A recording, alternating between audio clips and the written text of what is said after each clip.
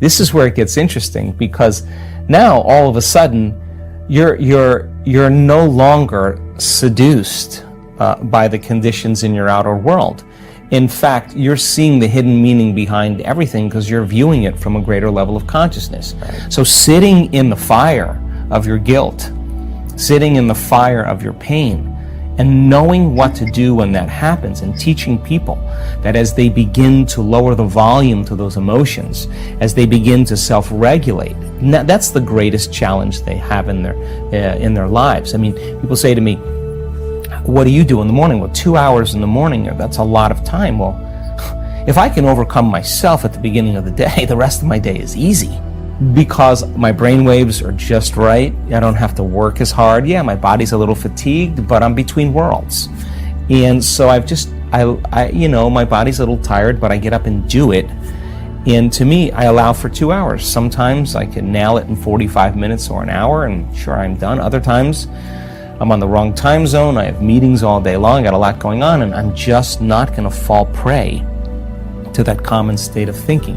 It's the work that we do. It's the work that we do. And the first part in truly creating a new personal reality is overcoming your present personality.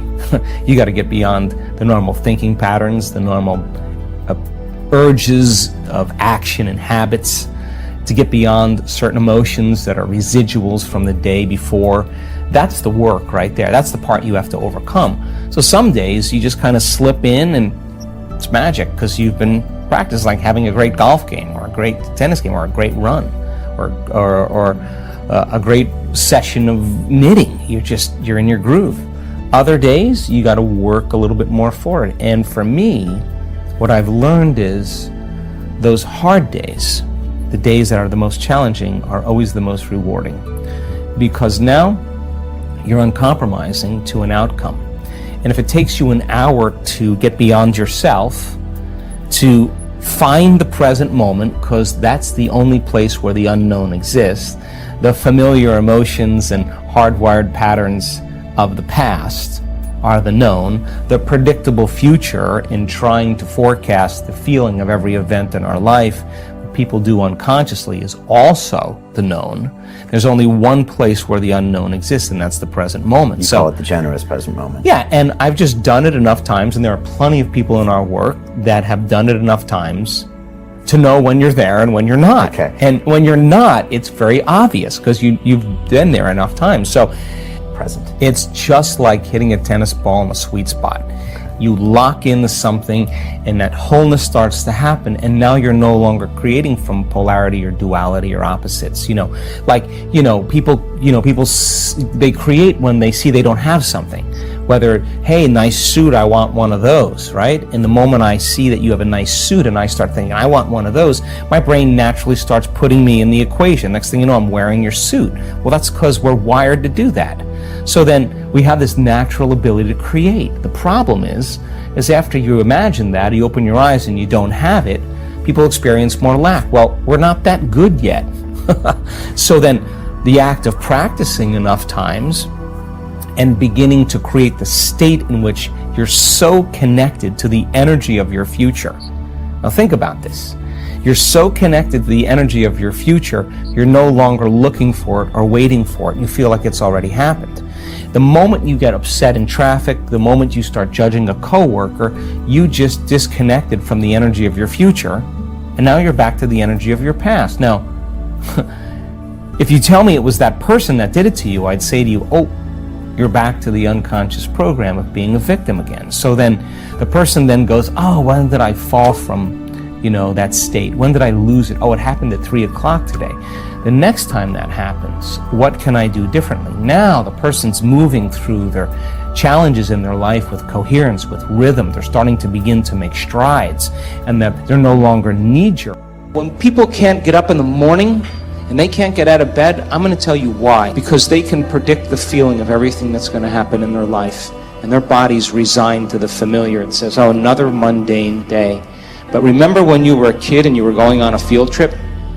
What happened then? You were up and dressed and ready to go before your parents were up. You know why? Because you knew something unexpected was going to happen. That's how we should live our lives. waking up with the understanding to expect the unexpected, and something unusual should happen in our life as a result of our efforts. And it's just those beginning moments where it begins to happen that we begin to prove to ourselves how powerful we really are. Take time in the morning and the evening and the rest of the day, check in with yourself at certain times to see if you're still in that energy. And if you're not, excuse yourself for a second, raise your energy, and step back into your life. If you keep doing that over and over again, you'll become less frustrated, less impatient, less judgmental. It'll just become something of the past, and you'll be someone else. When you finish a meditation, if you get up feeling the same way as you sat down, nothing really happened. Nothing happened neurologically, biologically, chemically, hormonally, genetically. You're still in the same state of being. But when you get up and you feel like an elevated sense of self, and your heart is swollen, and you have a clear vision of your future, and your energy's different, the question is, how long can you maintain that state? So you're literally broadcasting a whole new electromagnetic signature in that state. Thoughts tend to be electric and feelings tend to be magnetic. And the way we think and feel is what we broadcast into the field. And what we broadcast into the field is our experiment with destiny. So then when you go within and you disconnect from your outer world and you sit your body down and it's no longer experiencing anything and you're not thinking about your schedule, your past, or your future, as I said today, you're being defined by thought. And you're making your inner world more real than your outer world.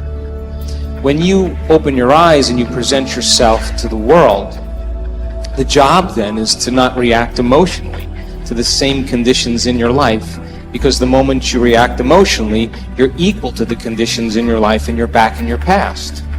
So then when you fall from grace and you move off that state, then you sit down and you realign. You begin to tune in again and you change your energy again. Now, when I'm going through change in my life, or I have a specific outcome that I want to create, I love to get up early in the morning. That's my time. I'm a 4:30 in the morning guy because that's my time. The rest of the day I'm serving, but I love getting up early and changing, working, and having some time to myself. And I believe that when I invest in myself, I invest in my future.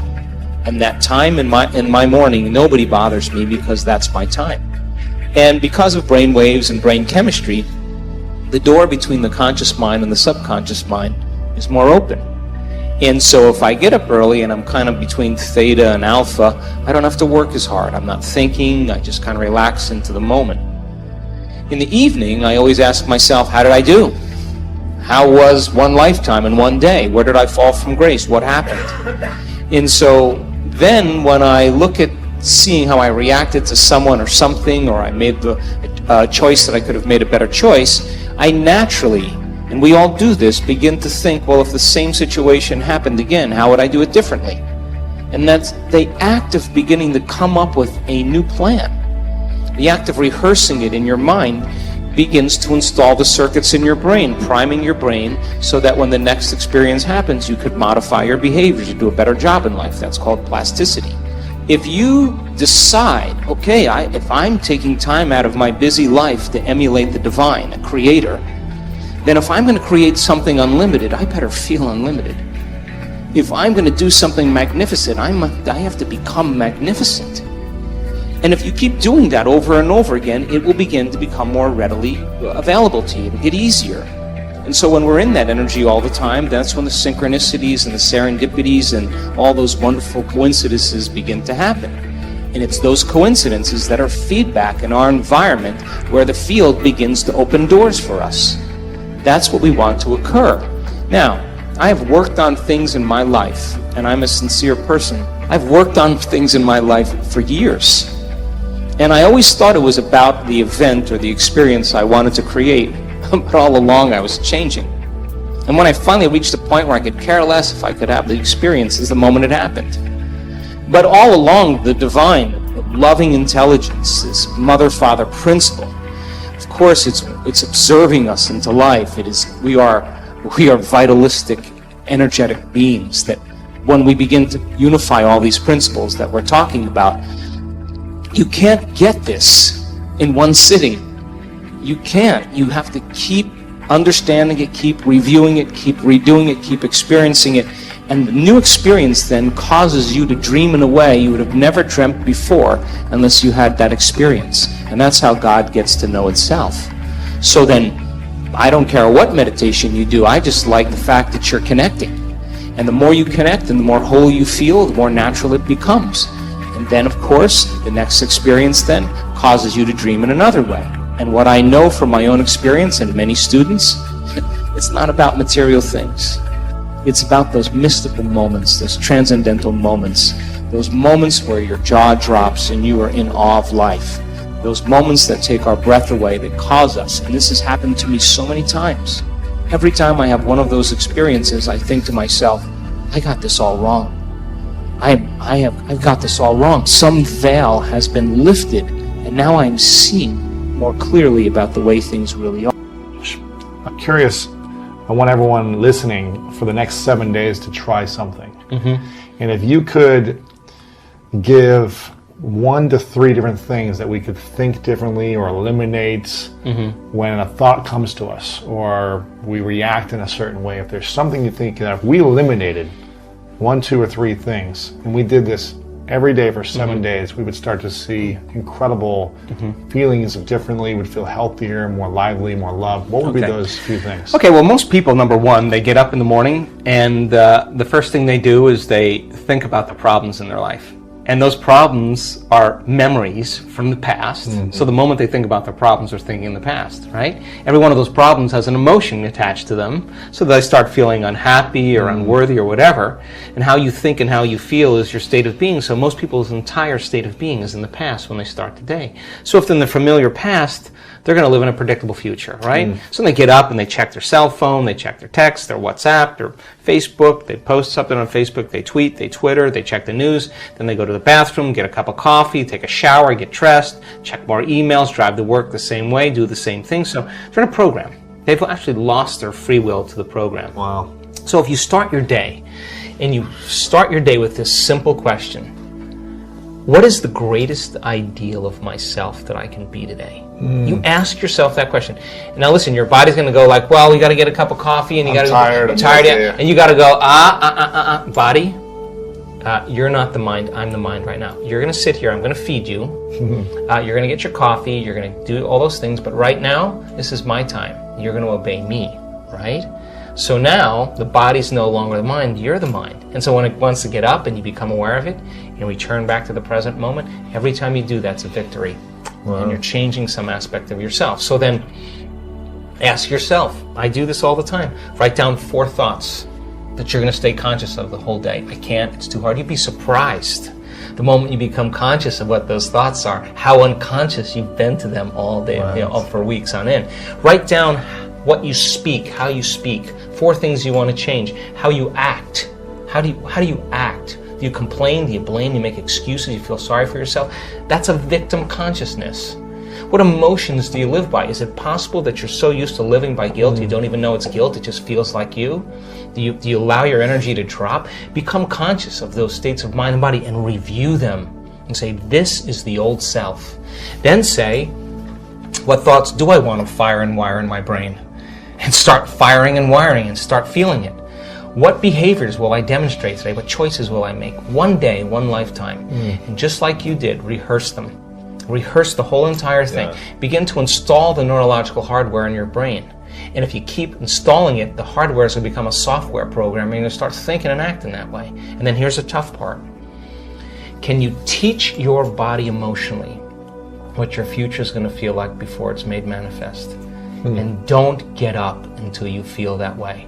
Now, practice that for a few days and then see if you can stay in that state and watch all of a sudden all those weird doors start opening for you. Synchronicities, whatever they are. Number 2, take a time at the end of your day, before you lay down, and give thanks for your life and feel gratitude. And really teach your body what it feels like. The emotional signature of gratitude. When gratitude means you're getting something. If I give you something that's of value, you would say thank you because you would feel it, right? So when you're receiving, you're giving thanks. So gratitude is the ultimate state of receiving. So then people only accept, believe, and surrender to the thoughts equal to their emotional state. So if you're in a state of gratitude, every thought's going to make it right down into your body. If you're saying, I'm healthy, I'm healthy, I'm healthy, I'm wealthy, I'm wealthy, I'm wealthy, and your body's programmed in negativity, it's saying, no, you're not, no, you're not, no, you're not, that thought's going to stop right here. So as you elevate your state, there are about 1,200 different chemical reactions that go on in the body that begin to restore and repair the body in a state of gratitude. And so we've done the research to prove that. 10 minutes and just feel it with all of your heart. That's it. Wow. Third thing, and very important, take time, whenever it is, sit down, close your eyes, and begin to just open your awareness to the space around you and just sense it and pay attention to it and become more aware of it. The act of opening your awareness begins to reduce the stress hormones and creates more coherent brainwave states. And I'm doing it right now. And it's just a practice. Yeah. It's just a practice. And the more you do it, the better you get at it. Wow. Who's been your greatest teacher? Ooh, life, no doubt about it. I believe that life is our initiation. I mean, I do my best to see my life as a reflection of my mind, and I think that life is our greatest teacher. Reflection of your mind is essentially like what you've created is a reflection of how you've been thinking. Yeah, exactly. So if you're showing up sick physically, then that's what you've created in your mind. Look, I don't believe that germs make me sick. I believe I make me sick. I do. I mean, there's no germs with my name on it out there. I mean, they're called opportunistic bacteria because they're waiting for an opportunity for your immune system to be compromised. And so, for me personally, you have to ask myself this question every day. At what point do I stop believing that I create my life? What is that point? So I'm always pushing that envelope a little bit more. So for me, I think life is our initiation. We don't need to go to any ancient school of wisdom in the Himalayas. Our life is our initiation, and when you meet the challenges in your life from a greater level of mind, you're going to begin to move through those initiations. And what is the side effect of that? Wisdom. And that's what we take with us, being wise. Powerful.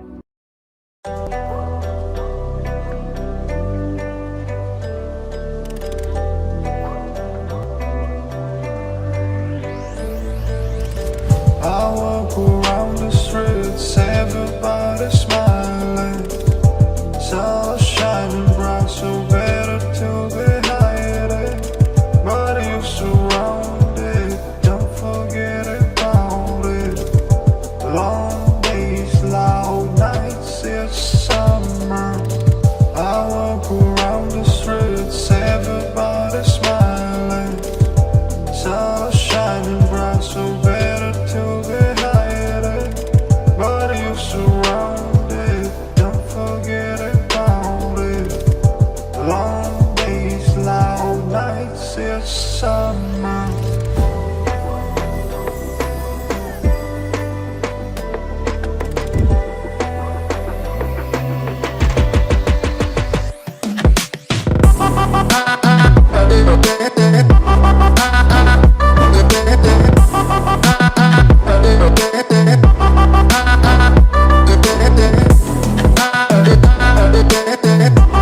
Quên đi bao câu hứa mình còn cho nhau, quên đi bao nỗi đau mình dành. Ngày xưa em đã vội quên đi những lời hứa ngày nào, vì dòng nước mắt em đã vội rơi, anh không thể mãi anh như đêm vào điên rồi, anh như say đôi mắt môi, anh như chỉ còn muốn em bên cạnh như ở phố xa rồi, anh chỉ muốn em cạnh đấy thôi, không muốn em ở bên đời, chỉ muốn em anh bên người. Người đã gỡ bước đi xa trong cơn mưa chiều vội vã, người đã bước bên anh khi cơn mưa qua gần đôi và em đã quên rồi mai sau đây không nói về, chẳng còn lại gì những người em bao nước mắt rơi. Em khiến con tim như trôi bay trong chiều thu đầy nắng, em khiến con tim như tan mưa trong chiều thu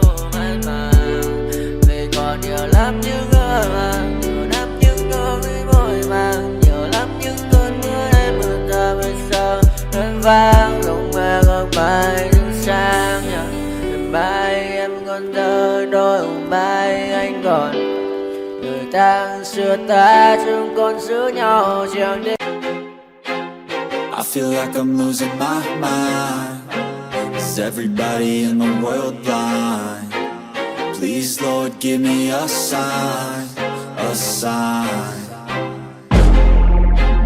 I feel like I'm losing my mind. Is everybody in the world blind? Please, Lord, give me a sign, a sign. I wanna be the greatest. Everybody on the fake shit. I look around and feel like everybody is the fakest. I make this every day and I'm impatient, hoping one day I blow up from the basement. Statement, the top is so vacant. I don't hear shit that I think is amazing. Waiting for my day when I'm playing sold out shows for 1,000 faces. Hey, give me that crown, get in my way and to be put down. It ain't your place, all this my town. If I want that shit, then I'll get it right now. I'm losing it, the noose it fits. I'm losing shit, a stupid myth. You choose to live or choose to dip. You choose to fight or lose your grip and lose a gift. I feel like I'm losing my mind. Is everybody in the world blind? Please, Lord, give me a sign, a sign. I feel like I'm losing my mind. Is everybody in the world blind? Please, Lord, give me a sign.